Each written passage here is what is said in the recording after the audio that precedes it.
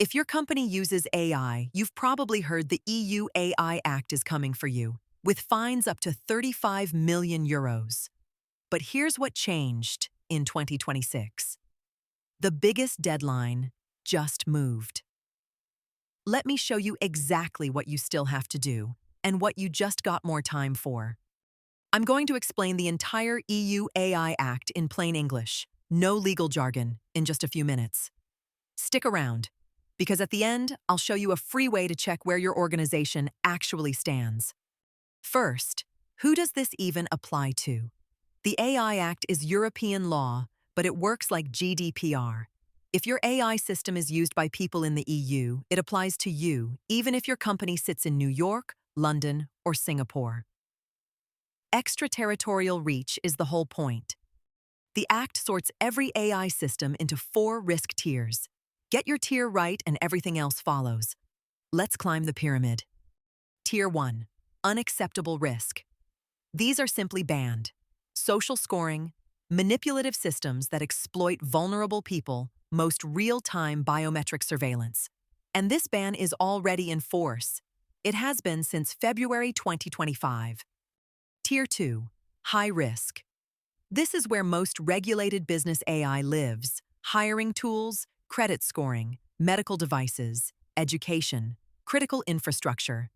These aren't banned, but they carry the heaviest obligations: risk management, data governance, human oversight, documentation, and registration.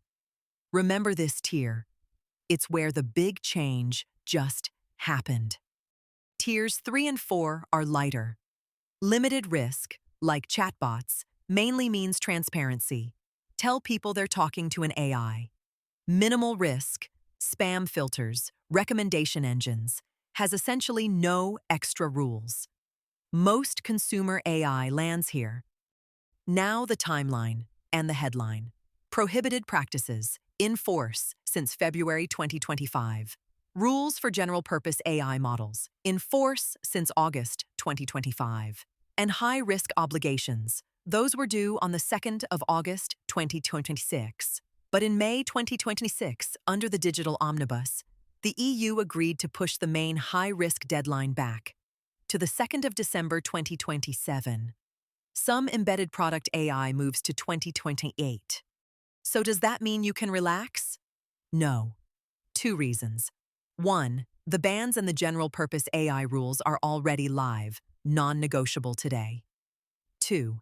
The extra time is for building compliance, not ignoring it. Regulators expect to see you moving.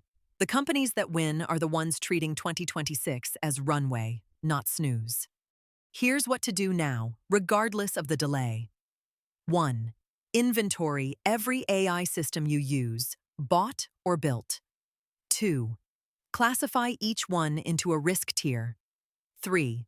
Close the obvious gaps: documentation, human oversight, data governance. 4. Write down your AI policy and who's accountable. 5. Recheck when the final text is published, expected before August 2026.